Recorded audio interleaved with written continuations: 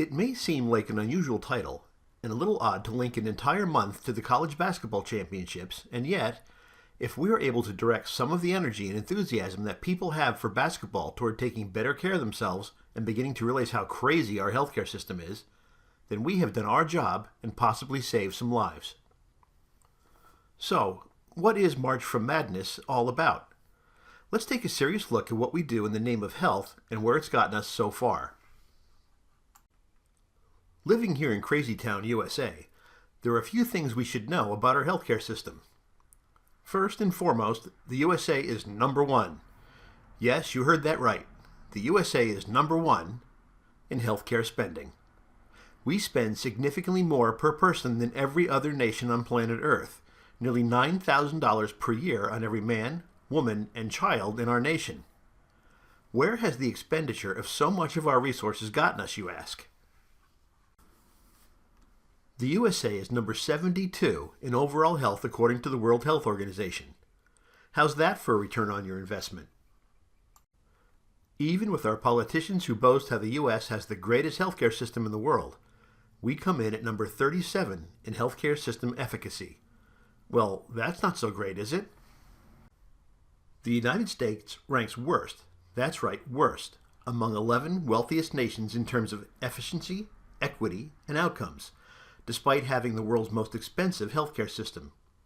In a comparison to the top 27 industrialized nations in the world, the USA comes in dead last, number 27 in health and healthcare. We're not doing so well, are we? The USA also comes in number 24 in life expectancy. You have a better chance of being born and making it to your first birthday in 23 other countries around the globe. It's madness. When we consider how many resources we expend, how much we expect from our healthcare system, and how much bragging we do, all we can say is, it's madness. Our healthcare system is a madhouse. As crazy as this all is, one would think that all the discussion we hear on the news and from politicians seeking office would be directed at fixing the mess that we call healthcare. But it's not. Virtually all of the discussion revolves around by who and how healthcare will be paid for. There is no discussion or concern for whether or not the healthcare rendered is actually improving the state of our health. When you consider how poorly our healthcare system performs and how much we spend on it, Americans have the right to demand better. We have the right to demand that we are getting what we are being told we are getting. We have a right to results. Let's take a look at childhood vaccination here in Crazy Town, USA, as an example. The CDC, Center for Disease Control, recommends 36 vaccines from birth to age 6, with one administered in the final trimester. That's before birth. Regardless of whether you believe that vaccination actually defends you from attack from viruses or bacteria, science tells us that the body's immune system isn't even in place and functional developmentally until about age 2.5. So not only is the infant body expected to deal with diseases that it may come in contact with, it also has to deal with the toxic soup of numerous vaccines against diseases that may or may not blow through Crazy Town. It's madness.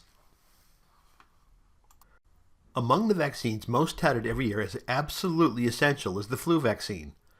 The reasoning being that back in 1918, during World War I, not many of you will remember that one, a flu epidemic ravaged the entire planet, killing before unheard of numbers of people.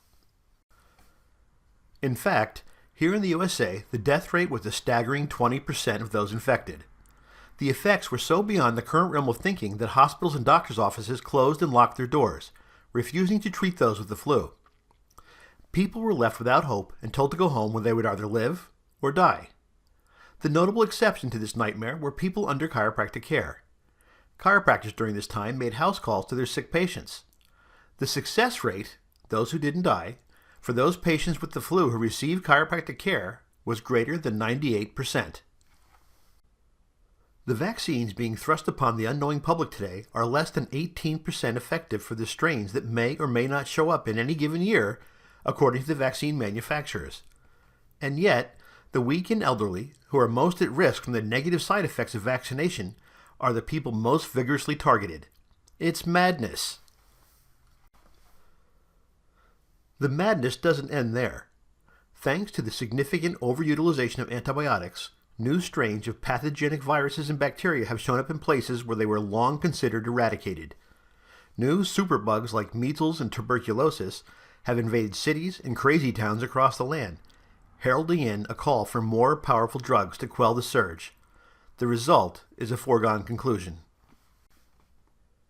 Here in Crazy Town, drugs to stop the invasion of viruses and bacteria have only led to the growth of more potent and powerful diseases, and at a much faster rate than our bodies are able to adapt to them. Our hospitals, supposedly the bastions of our healthcare system, have become the breeding ground for incurable diseases. This leads to the expenditure of more resources as we search the tropical rainforests and deepest oceans for yet undiscovered miracle plants from which to extract saving solutions in our battle against disease and retention of our #1 spot in healthcare spending. And because we're dealing with organisms that have elevated adaptation and evolution to near perfection, our solutions are usually defunct before they are developed, leaving us seemingly defenseless.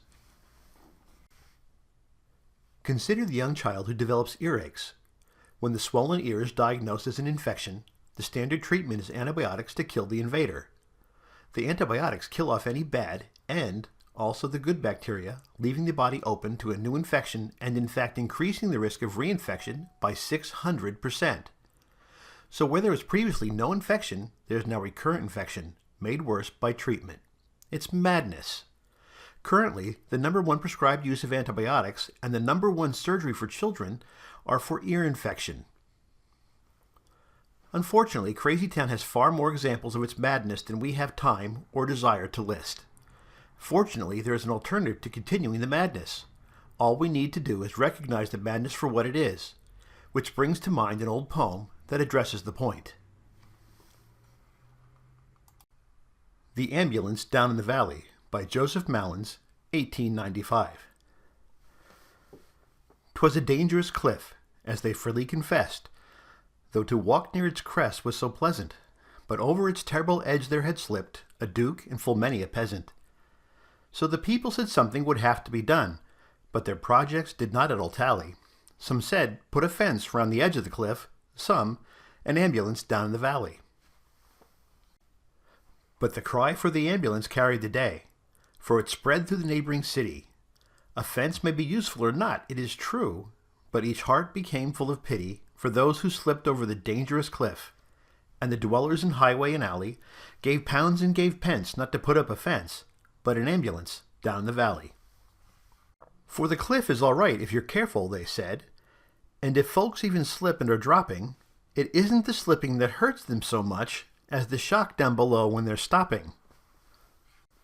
So day after day, as these mishaps occurred, quick forth would those rescuers sally, to pick up the victims who fell off the cliff with their ambulance down in the valley. Then an old sage remarked, "It's a marvel to me that people give far more attention to repairing results than to stopping the cause, when they'd much better aim at prevention. Let us stop at its source all this mischief," cried he. "Come, neighbors and friends, let us rally. If the cliff we will fence, we might almost dispense with the ambulance down in the valley." "Oh, he's a fanatic," the others rejoined. "Dispense with the ambulance? Never! He'd dispense with all charities too if he could. No, no, we'll support them forever. Aren't we picking up folks just as fast as they fall? Shall this man dictate to us? Shall he? Why should people of sense stop to put up a fence when the ambulance works in the valley?" But the sensible few, who are practical too, will not bear with such nonsense much longer.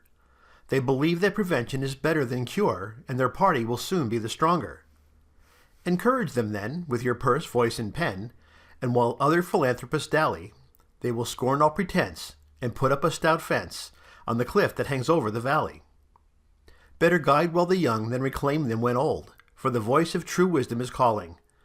To rescue the fallen is good, but 'tis best to prevent other people from falling. Better close up the source of temptation and crime than deliver from dungeon or galley. Better to put a strong fence round the top of the cliff than an ambulance down in the valley. Doesn't it make sense to put effort and resources into protecting our bodies from lost health and well-being by doing things that help to restore and maintain health? When we do more things that are positive for our well-being, we are able to spend less time trying to regain what has been lost.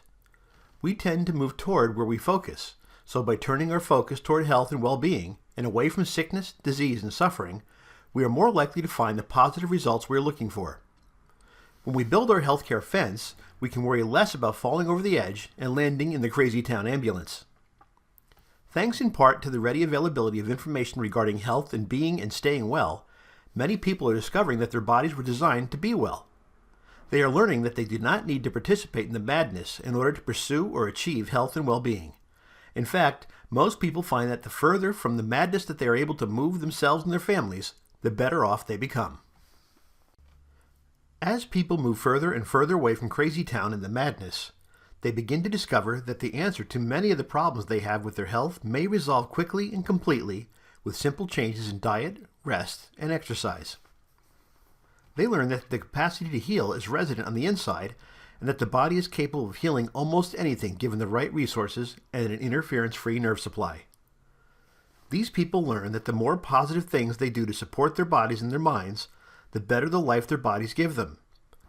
They seek out and utilize services and therapies that help to make them stronger, more energetic, better able to adapt to their environment, and better able to express the life from within. They discover things like chiropractic care and other natural approaches to health and well-being. They always remain open to new concepts and ideas that might help them in their quest.